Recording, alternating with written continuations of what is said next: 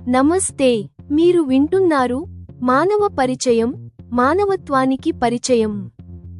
గత ఎపిసోడ్లో న్యాయమూర్తి హరీశ్చంద్ర చేసిన మానవీయ న్యాయం నాసిర్ హృదయంలోని ద్వేషపు గోడలను బద్దలు కొట్టింది. ఇప్పుడు జైలులో మంచి సాహిత్యం చదువుతూ నాసిర్ తనను తాను ఒక మంచి మనిషిగా మార్చుకుంటున్నాడు. అయితే నాసిర్ తన సొంత నిజాయితీ మాటలే తనకు ఆపదగా మారాయని గ్రహించలేకపోతున్నాడు. నాసిర్ కోర్టులో ఇలా అన్నాడు, మీరు ఏ ముస్లిం కంటే కూడా ఉత్తమమైన ముస్లిం. మతోన్మాదం యొక్క ప్రతిఘటన. వార్తాపత్రికలలో ప్రచురితమైన ఈ మాటలు మతోన్మాదులకు తమపై విమర్శలా అనిపించాయి. వారు నాసిర్కు వ్యతిరేకంగా ఫత్వా జారీ చేశారు. అతన్ని సమాజం నుండి బహిష్కరించాలని ఆదేశం. విడుదల. నాసిర్ జైలు నుండి విడుదలైనప్పుడు ఫత్వా కారణంగా ఏ స్నేహితుడు అతన్ని స్వాగతించడానికి రాలేదు. కానీ ఒక తల్లి ప్రేమ ఏ ఫత్వాకు లొంగదు. ఒంటరిగా, నీరసించిపోయిన తల్లి జైలు గేటు వద్ద అతనికి స్వాగతం పలికింది. నాసిర్ ఇప్పుడు వినయంతో తన వర్క్షాప్ను నడుపుతున్నాడు. తక్కువ ఫీజు వసూలు చేస్తున్నాడు మరియు తన కస్టమర్లు సంతోషంగా ఉండటం చూసి సంతృప్తి చెందుతున్నాడు. గత 3 ఏళ్ల చేదును కడిగివేసి అతను జీవితంలో కొత్త ఇన్నింగ్స్ను ప్రారంభించాడు. అసాధ్యమైన క్షమాపణ. నాసిర్ విడుదలయి 10 రోజులైంది. కానీ అతను తన ఆత్మపై ఉన్న భారాన్ని తగ్గించుకోవాలని అనుకుంటున్నాడు. అతను తన తల్లితో ఇలా అన్నాడు, అమ్మా, రేపు నాతో పాటు రండి. నేను ఫిర్దౌస్ మరియు ఆమె భర్తను కలిసి క్షమాపణ కోరాలనుకుంటున్నాను. గతానికి దూరం. ఫిర్దౌస్ తన కొత్త ప్రపంచంలో సంతోషంగా ఉందని, గతంలోని భయంకరమైన నీడలు ఆమెపై పడకుండా చూడాలని తల్లి అతనికి వివరిస్తుంది. తర్వాత హరీశ్చంద్ర జీ బదిలీ అయ్యారని నాసిర్ తెలుసుకుంటాడు. తన జీవితాంతం వారికోసం ప్రార్థిస్తూనే ఉంటానని నిశ్చయించుకుని ఈ విధిని అంగీకరిస్తాడు. కాని మతోన్మాదం అంత తేలికగా వదిలిపెట్టదు. ఒక రాత్రి చీకటి గల్లీలో నడుస్తుండగా నాసిర్పై కత్తితో దాడి జరుగుతుంది. కర్మఫలం. నాసిర్ అప్పట్లో గర్భవతి అయిన ఫిర్దౌస్పై ఏ చోట అయితే కత్తితో దాడి చేశాడో సరిగ్గా అదే చోట అతనికి కత్తి దెబ్బ తగిలింది. అనుమానం. దాడి చేసిన వ్యక్తి తన వ్యక్తిగత శత్రువు కాదని, తనపై జారీ చేసిన ఫత్వా వల్ల రెచ్చగొట్టబడిన ఎవరో మతోన్మాది అని నాసిర్ పోలీసులకు చెప్పాడు. నాసిర్ సంస్కరించబడిన జీవితం ఈ మతోన్మాద ప్రతిఘటనను తట్టుకోగలదా? రాత్రంతా మేల్కొని ఉన్న నాసిర్ తల్లి ఇప్పుడు ఏ కొత్త కష్టాన్ని ఎదుర్కోవాల్సి వస్తుంది? పరివర్తన యొక్క ఈ అగ్నిపరీక్షను వినండి. మానవ పరిచయం లో మీరు వింటారు. ఎపిసోడ్ 12. ఫత్వా, విడుదల మరియు మతోన్మాదం యొక్క ప్రతిఘటన. ఇప్పుడు ప్రభుత్వ లైబ్రరీ నుండి నాసిర్ కోరిన సాహిత్యం అతనికి చదవడానికి అందుబాటులోకి వచ్చింది. మంచి సాహిత్యం యొక్క ప్రభావం అతనిపై ఆశించిన విధంగా సానుకూలంగా ఉంది. నాసిర్ ఈ రోజుల్లో తనను తాను మార్చుకుంటున్నాడు మరియు ఒక మంచి మనిషిగా అనుభూతి చెందడం ప్రారంభించాడు. జైలులోని ఇతర ఖైదీలు మరియు సిబ్బంది కూడా అతనిలోని ఈ మార్పు చూసి ఆశ్చర్యపోతున్నారు. ఒక ఖైదీలో వచ్చిన మంచి మార్పు ఇతర ఖైదీలపై కూడా మంచి ప్రభావాన్ని చూపుతుంది. నాసిర్ను చూసి మరికొందరు ఖైదీలు కూడా చదువు పట్ల ఆకర్షితులయ్యారు.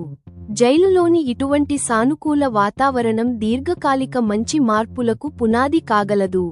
నాసిర్ ఇవన్నీ చేస్తున్నప్పుడు తను కోర్టులో చెప్పిన ఈ మాటలు. జడ్జి గారు, నేను మిమ్మల్ని కాఫిర్ అని అనుకునేవాడిని, కానీ మీరు ఏ ముస్లిం కంటే కూడా ఉత్తమమైన ముస్లిం.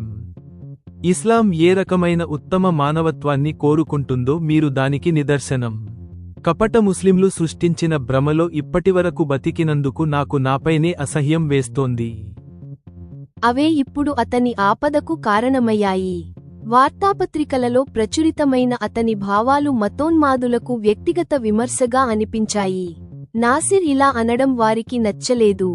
అందువల్ల ఒకరోజు అతనిపై ఫత్వా జారీ చేయబడింది. దీని ప్రకారం ముస్లిం సమాజం అతన్ని బహిష్కరించాలని ఆదేశాలు ఇవ్వబడ్డాయి. ఫత్వా జారీ అయిన కొద్ది రోజుల్లోనే ఈ వార్త నాసిర్కు చేరింది. అప్పుడు అతను ఆలోచించడం మొదలుపెట్టాడు. ఈ మతోన్మాదులకు ఎక్కడి నుండి వస్తుంది ఈ గర్వం? తాము 100 లేదా 200 ఏళ్ల నాటి సంకుచిత ఆలోచనల్లో బతుకుతూ, తాము గొప్పవారమని, తెలివైనవారమని భ్రమపడుతున్నారు. మార్పు చెందిన నాసిర్ ఇప్పుడు ఏమని నమ్ముతున్నాడంటే, ఇటువంటి సంకుచిత ఆలోచనల వల్లే తను తన భార్య ఫిర్దౌస్ తోడును కోల్పోయాడు. ఇదే తర్వాత తను జైలు పాలు కావడానికి మరియు అదే సమయంలో తన తండ్రి, అబ్బూ, మరణానికి కారణమైంది. నాసిర్ పాత మనిషిలాగే ఉండి ఉంటే, తనపై జారీ అయిన ఫత్వా చూసి కుంగిపోయేవాడు. కానీ నేటి నాసిర్ ఆ ఫత్వాను పట్టించుకోకుండా తన మనసులో నుండి తుడిచివేశాడు. ఇప్పుడు అతని విడుదల రోజులు దగ్గరపడుతున్నాయి. పగలు జైలులో కేటాయించిన పనులు చేస్తూ, రాత్రిపూట తనకు అందించిన సాహిత్యాన్ని చదువుతున్నాడు. చివరకు నాసిర్ విడుదలయ్యే రోజు రానే వచ్చింది. అతనిపై ఫత్వా లేకపోయి ఉంటే, బహుశా అతని స్నేహితులు జైలు గేటు వద్ద స్వాగతం పలకడానికి ఉండేవారు. ఫత్వా కారణంగా ఒక్క స్నేహితుడూ రాలేదు. కానీ ఏ ఫత్వా కూడా ఒక తల్లిని తన కొడుకు నుండి దూరం చేయలేదు. నాసిర్ జైలు నుండి బయటకు రాగానే, గేటు వద్ద తన తల్లి స్వాగతం పలకడానికి ఎదురుచూస్తూ కనిపించింది. ఈ 7-8 నెలల్లోనే నాసిర్ తల్లిలో చాలా మార్పు వచ్చింది. నాసిర్ జైలులో ఉండటం మరియు నాసిర్ అబ్బూ మరణం వల్ల కలిగిన ఒంటరితనం, నిరాశ ఆమెను అకస్మాత్తుగా బలహీనపరిచాయి. ఆమె తన వయసు కంటే 10 ఏళ్లు పెద్దదానిలా కనిపిస్తోంది. తల్లిని చూడగానే నాసిర్ కన్నీళ్లు పెట్టుకున్నాడు. కొడుకును కళ్లముందు చూడగానే బలహీనపడిన ఆ తల్లికి ఎక్కడలేని ధైర్యం వచ్చింది. ఆమె నాసిర్ను ఓదారుస్తూ ఇలా అంది, నాసిర్, నువ్వు ఇప్పుడు స్వతంత్రుడివి. త్వరలోనే నువ్వు అంతా సరిదిద్దగలవని నాకు నమ్మకం ఉంది. అప్పుడు నాసిర్ ఇలా అన్నాడు, అమ్మా, మీరు చెప్పింది నిజం. గత 3 ఏళ్లు నాకు 30 ఏళ్ల అనుభవాన్ని ఇచ్చాయి. అమ్మా, ఇకపై మీకు బాధ కలిగించేలా లేదా తలవంపులు తెచ్చేలా నేను ఏ పనీ చేయను. ఇక నుండి మిమ్మల్ని సంతోషంగా ఉంచడమే నా ప్రథమ కర్తవ్యంగా భావిస్తాను. తర్వాత ఆటో రిక్షా తీసుకుని అమ్మ మరియు నాసిర్ తమ ఇంటికి బయలుదేరారు. నాసిర్ ఇంటికి రావడంతో అమ్మలో మళ్లీ బతకాలనే ఆశ చిగురించింది. యవ్వనంలో ఉన్న కొడుకు జైలులో ఉన్నప్పుడు ఆమె గుండె తరుక్కుపోయేది. ఇప్పుడు విడుదలైన కొడుకుకు మంచి భోజనం చేసి పెట్టాలని ఆమె కోరుకుంటోంది. 3 ఏళ్ల జైలు జీవితం తర్వాత నాసిర్కు తిండి విషయంలో ఎటువంటి మారాంలు లేవు. బతకడానికి తిండి అవసరం అనే ఆలోచనతో ఇప్పుడు ఏది దొరికినా తింటున్నాడు. ఇప్పుడు నాసిర్ తన ఆటోమొబైల్ వర్క్షాప్ను మళ్లీ బాగు చేయడానికి కష్టపడటం మొదలుపెట్టాడు. తనలో వచ్చిన మార్పు వల్ల నాసిర్ కస్టమర్లతో చాలా మర్యాదగా ప్రవర్తిస్తున్నాడు. అలాగే మార్కెట్ ధర కంటే తక్కువకే రిపేర్ చేస్తున్నాడు. కస్టమర్లు సంతోషంగా ఉండటం చూసి అతను సంతృప్తి చెందుతున్నాడు. ఈ విధంగా నాసిర్ తన జీవితంలోని కొత్త ఇన్నింగ్స్లో తల్లితో కలిసి సంతోషంగా గడపడం ప్రారంభించాడు. విడుదలైన 10 రోజుల తర్వాత నాసిర్ తల్లితో ఇలా అన్నాడు, అమ్మా, రేపు నాతో రండి. నేను ఫిర్దౌస్ మరియు ఆమె భర్తను కలిసి క్షమాపణ కోరాలనుకుంటున్నాను. నాసిర్ మాటలు తల్లికి ఆశ్చర్యం కలిగించాయి. ఆమె ఆందోళన చెందుతూ ఇలా అడిగింది, నాసిర్, నువ్వు మర్చిపోయావా? గతసారి కలిసినప్పుడు నువ్వు ఫిర్దౌస్పై ప్రాణాంతక దాడి చేశావు. అది జరిగిన తర్వాత ఫిర్దౌస్ నిన్ను మళ్లీ కలవాలని అనుకుంటుందని నువ్వు ఎలా భావిస్తున్నావు? నాసిర్ ఇలా అన్నాడు, అమ్మా, మీరు చెప్పింది నిజమే. ఇది సాధ్యం కాకపోవచ్చు. కానీ మీకు తెలుసా, అదే కేసులో ఫిర్దౌస్ భర్త అయిన జడ్జిగారు నాకు చాలా తక్కువ శిక్ష వేశారు. ఇది నాకు ఒక ఆశను కలిగిస్తోంది. నేను వారికి క్షమాపణ చెబితే నా మనసుపై ఉన్న భారం దిగిపోతుంది. తల్లి ఇలా అంది, నాసిర్, ఒకవేళ వారు మనల్ని కలవడానికి ఒప్పుకున్నారనే అనుకుందాం. అయినా సరే బాబూ, ఇప్పుడు నువ్వు ఫిర్దౌస్ను కలవడం సరైంది కాదని నా అభిప్రాయం. నీకు ఆమెకు మధ్య భార్యాభర్తల బంధం ఉండేది. ఇప్పుడు ఆమె తన కొత్త జీవితంలో సంతోషంగా ఉన్నప్పుడు పాత విషయాలను గుర్తు చేయడం మంచిది కాదు. నాసిర్ ఈ కోణంలో ఆలోచించినప్పుడు తల్లి మాటలు నిజమనిపించాయి. అతను మౌనంగా ఉండిపోయాడు. పాత నాసిర్కు ఇప్పటి నాసిర్కు ఉన్న తేడా ఇదే. అప్పట్లో తన ఇష్టప్రకారమే చేసేవాడు. ఇప్పుడు ఏది సరైనదో ఆలోచించే సామర్థ్యం వచ్చింది.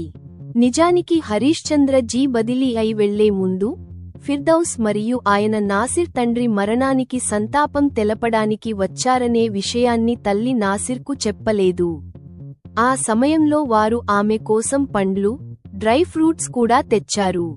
తల్లి హరీశ్చంద్ర మరియు ఫిర్దౌస్లలోని మానవత్వాన్ని చూసింది. తన కొడుకు ఇంత మంచి అమ్మాయి విలువను గుర్తించలేకపోయినందుకు ఆమె చాలా బాధపడింది. అదృష్టవశాత్తు ఫిర్దౌస్ దొరికినప్పటికీ నాసిర్ తన అనర్హత వల్ల ఆమెను కోల్పోయాడు. తల్లి ఇప్పుడు తన కొడుకు వల్ల ఇబ్బంది పడ్డ ఫిర్దౌస్ సంతోషంగా ఉండాలని కోరుకుంటోంది. అందుకే గతంలోని భయంకరమైన నీడలా మారిన నాసిర్ నీడ ఫిర్దౌస్ జీవితంపై మళ్లీ ఎప్పుడూ పడకూడదని ఆమె కోరుకుంటోంది. తల్లి తన మాటలతో నాసిర్ను ఒప్పించినప్పుడు ఆమెకు తన కొడుకు భావాలను గౌరవించాలని అనిపించింది. ఫిర్దౌస్ వేరే నగరానికి వెళ్లిపోయిందని తెలిసినప్పటికీ ఆమె నాసిర్తో ఇలా అంది, సరే బాబూ, నీ ఉద్దేశం పవిత్రమైనది. కాబట్టి రేపు నువ్వు ఎప్పుడు చెబితే అప్పుడు నేను జడ్జిగారి ఇంటికి నీతో వస్తాను. మనం వారిని కలవగలిగితే వారి చిన్న బాబు కోసం ఏదైనా గిఫ్ట్ కూడా తీసుకువెళదాం. మరుసటి రోజు వారు జడ్జిగారి బంగ్లా ఏరియాకు వెళ్లినప్పుడు హరీశ్చంద్ర జీకి ప్రమోషన్ వచ్చి వేరే నగరానికి బదిలీ అయ్యారని నాసిర్కు తెలిసింది. అప్పుడు నాసిర్ ఇలా అన్నాడు, అమ్మా, మీరు చెప్పిందే నిజం. ఇప్పుడు నేను ఫిర్దౌస్ను కలవకూడదు. నేను ఒప్పుకోకపోయినా ఈరోజు ఏది సరైనదో అదే జరిగింది. ఇకపై ఈ క్షమాపణ భావాన్ని నా మనసులోనే దాచుకుంటాను మరియు వారి జీవితంలో ప్రతి కోరిక నెరవేరాలని ప్రార్థిస్తాను. నాసిర్ కొత్త జీవితంలో 2 విషయాలు అతనికి ప్రతికూలంగా ఉన్నాయి. మొదటిది, అతని వెనుక అతన్ని ఖైదీ అని పిలవడం. రెండోది, అతనిపై ఉన్న ఫత్వా కారణంగా మతోన్మాదులు అతనికి శత్రువులుగా మారడం. మతోన్మాదులు కాని వారు కూడా అతనితో కనిపిస్తే తాము కూడా శత్రువులవుతామని భయపడి దూరంగా ఉంటున్నారు. దీనివల్ల 3 ఏళ్ల క్రితం వరకు సన్నిహితంగా ఉన్నవారు కూడా నాసిర్ను వదిలేశారు. కానీ వర్క్షాప్లో నాసిర్కు ఎటువంటి ఇబ్బంది లేదు. ఎందుకంటే అతని దగ్గరికి కారు రిపేర్ కోసం వచ్చే కస్టమర్లు చాలా వరకు ఇతర మతస్థులే. తక్కువ ఖర్చుతో మంచి రిపేర్ చేయడం వల్ల వారి సంఖ్య రోజురోజుకు పెరుగుతోంది. నాసిర్ వర్క్షాప్లో పనిచేసే మెకానిక్స్ కూడా అతని మతానికి చెందినవారే. నాసిర్ వారికి మంచి జీతం ఇవ్వడం, ప్రేమగా చూసుకోవడం వల్ల ఫత్వా ఉన్నప్పటికీ వారు అతనితోనే ఉన్నారు. నాసిర్ జైలు నుండి విడుదలయ్యి నెల రోజులైంది. ఒక రాత్రి అతను భోజనం చేసిన తర్వాత తమలపాకు, పాన్ వేసుకోవడానికి ఇంటి నుండి బయటకు వచ్చినప్పుడు చీకటి గల్లీలో ఎవరో అతనిపై కత్తి విసిరారు. దాడి చేసిన వ్యక్తి చీకటిలో తప్పించుకున్నాడు. దాడి చేసిన వ్యక్తి ఉద్దేశ్యం ప్రాణం తీయడమా కాదా అన్నది అతనికే తెలియాలి. కానీ ఆ కత్తి నాసిర్ తుంటి భాగంలో దిగబడింది. సరిగ్గా అప్పట్లో గర్భవతి అయిన ఫిర్దౌస్కు తగిలిన చోటే. నాసిర్ నొప్పితో అరుస్తూ రోడ్డుపై పడిపోయాడు. కొద్ది నిమిషాల తర్వాత అక్కడికి ఒక ఆటో వచ్చింది. మొదట ఆ డ్రైవర్ భయపడినప్పటికీ రక్తంతో ఉన్న నాసిర్ను హాస్పిటల్కు తీసుకువెళ్లాడు. పోలీసుల గొడవ అవుతుందనే భయాన్ని వదిలి అతను సహాయం చేశాడు. నాసిర్ అతనికి 1000 రూపాయలు ఇచ్చాడు. హాస్పిటల్లో నాసిర్కు చికిత్స అందింది. కానీ హాస్పిటల్ వారు పోలీసులకు సమాచారం ఇచ్చారు. పోలీసులు వచ్చి స్టేట్మెంట్ తీసుకున్నారు. ఆ సమయంలో ఇన్స్పెక్టర్ ఇలా అడిగారు, నీపై దాడి చేసిన వారిపై నీకు ఎవరిపైనైనా అనుమానం ఉందా? జవాబుగా నాసిర్ తాను కోర్టులో చెప్పిన మాటలను వివరించాడు. చివరగా ఇలా అన్నాడు, నేరుగా నాకెవరూ శత్రువులు లేరు. నాపై జారీ అయిన ఫత్వా వల్ల రెచ్చగొట్టబడిన ఎవరో మతోన్మాది ఈ దాడి చేశాడు. ఇక్కడ ఇంటి వద్ద నాసిర్ రాకపోవడంతో తల్లి అతనికి చాలాసార్లు ఫోన్ చేసింది. నాసిర్ నుండి సమాధానం లేకపోవడంతో ఆమె రాత్రంతా ఏదో జరిగిందని ఆందోళన చెందింది. ఆమె రాత్రంతా నిద్ర లేకుండా గడిపింది. ఇప్పుడు మీరు మానవ పరిచయం యొక్క ఈ ఎపిసోడ్పై జెమినాయ్ రాసిన సమీక్ష మరియు విశ్లేషణ వినండి. ఉపశీర్షిక: ఫత్వా, విడుదల మరియు మతోన్మాదం యొక్క ప్రతిఘటన. ఈ ఎపిసోడ్ నాసిర్ పరివర్తనకు మతోన్మాద సమాజం నుండి ఎదురయ్యే ప్రతిఘటనను చూపుతుంది. తల్లి ప్రేమ మధ్య నాసిర్ కొత్త జీవితం మొదలుపెట్టినప్పటికీ తన నిజాయితీకి సామాజిక శిక్ష ఎదురవుతుంది. 1. నిజం చెప్పినందుకు మూల్యం. కోర్టులో నాసిర్ చెప్పిన పశ్చాత్తాపపు మాటలు హరీష్ చంద్రను ఒక మంచి మనిషిగా పేర్కొనడం అతన్ని సమాజం నుండి దూరం చేశాయి. సామాజిక బహిష్కరణ ఫత్వా అనేది మతోన్మాదం ఎంత సంకుచితమైనదో చూపుతుంది. నాసిర్ దీనిని పట్టించుకోకపోవడం అతని బలమైన నైతిక మార్పును రుజువు చేస్తుంది. 2. క్షమ మరియు మానవత్వం. నాసిర్ క్షమాపణ కోరాలని అనుకోవడం అతని నైతిక ఎదుగుదలకు నిదర్శనం. దీనికి తల్లి విజ్ఞత మార్గదర్శకత్వం వహించింది. తల్లి విజ్ఞత. తల్లి ఫిర్దౌస్ సంతోషాన్ని కాపాడటానికి నాసిర్ను ఆమెను కలవకుండా ఆపింది. గతంలోని చేదు జ్ఞాపకాలు ఆమెపై పడకూడదని ఆమె భావించింది.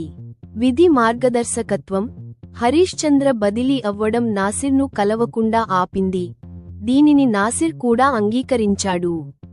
ఇది విధి అతని పవిత్ర ఉద్దేశాన్ని గుర్తించినట్టుగా ఉంది. 3. కర్మఫలం మరియు చివరి దాడి. నాసిర్ పునరుజ్జీవనం అతని కర్మలు మరియు మానవత్వంపై ఆధారపడి ఉంటుంది. కొత్త జీవితం, వర్క్షాప్లో తక్కువ ఫీజు మరియు మర్యాదగా ఉండటం అతని తల్లి చెప్పిన ఇబాదత్, అందరికీ మేలు చేయడం కు నిదర్శనం. ఇతర మతస్థులు కూడా అతని దగ్గరికి రావడం అనేది నైతికతకు ఉన్న శక్తిని చూపుతుంది. కావ్యాత్మక న్యాయం, పోయెటిక్ జస్టిస్. నాసిర్పై జరిగిన దాడి అతను గతంలో చేసిన తప్పును గుర్తు చేస్తుంది. గర్భవతి అయిన ఫిర్దౌస్కు ఎక్కడైతే గాయమైందో సరిగ్గా అక్కడే నాసిర్కు గాయం కావడం ఒక విచిత్రమైన కర్మఫలం. అతని అతిపెద్ద శత్రువు మతోన్మాదమే అని ఈ దాడి నిరూపించింది. Auto driver. ఒక అపరిచితుడు భయాన్ని వదిలి సహాయం చేయడం అనేది మానవత్వం ఇంకా సమాజంలో ఉందని నిరూపిస్తుంది. ముగింపు. ఈ ఎపిసోడ్ నాసిర్ యొక్క మార్పును మరియు దానికి ఎదురయ్యే సామాజిక సవాళ్లను సమగ్రంగా చూపిస్తుంది. ఎపిసోడ్ 12 సమాప్తం.